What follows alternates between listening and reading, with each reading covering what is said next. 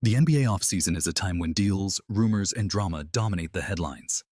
After weeks of anticipation for a potential blockbuster trade, one finally emerged this past Sunday, though not the one most were expecting. Instead of a high-profile trade involving Phoenix Suns superstar Kevin Durant, the Memphis Grizzlies made a surprising move, sending Desmond Bane to the Orlando Magic in exchange for Kentavious Caldwell-Pope, Cole Anthony, 4 future first-round picks, and a pick swap. This trade, which unfolded on Father's Day morning, sent shockwaves throughout the league for several reasons, not least of which was the fact that it didn't involve the biggest name being discussed in trade circles, Kevin Durant. But this deal has ramifications far beyond just the players involved, and it's set to impact several other ongoing NBA storylines, including the Durant saga, the future of Memphis, and the shifting landscape in the Eastern Conference. Why did Orlando make this move? In a league full of big trades, the Orlando Magic's decision to aggressively pursue Bane stands out. For years, the Magic had remained quiet in trade talks, with their last significant acquisition being former number 1 overall pick, Markelle Fultz, back in 2019. But this offseason, Orlando finally made a bold move, clearly signaling that they are in win-now mode.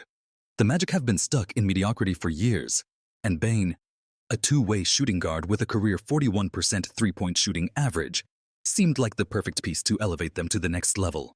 This trade comes after years of subpar shooting from Orlando, who ranked dead last in the NBA with a 31.7% shooting clip from beyond the arc last season. Bane's ability to score from distance and defend at a high level makes him a valuable asset, and pairing him with Jalen Suggs, one of the best defenders in the league, could be a recipe for success. However, not everyone is sold on the hefty price Orlando paid. Bane is owed $163 million over the next 4 years, a considerable commitment for a player who has yet to make an all-star team. Some insiders questioned whether Bane was truly worth the max contract that the Grizzlies signed him to, especially in light of the new salary cap restrictions coming into play. Yet for the Magic, the risk could pay off. With young stars like Paolo Banchero and Franz Wagner, Bane offers an additional layer of shooting and shot creation that could make the difference in a loaded Eastern Conference. Memphis's plan: a step back to take 2 forward. For Memphis, the Bane trade represents a clear shift in direction.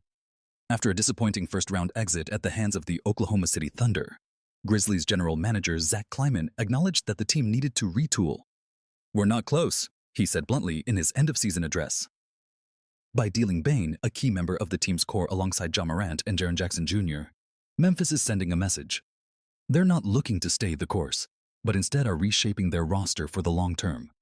While the trade does create uncertainty around the future of the Grizzlies' backcourt, it also provides the team with the flexibility to pursue other avenues.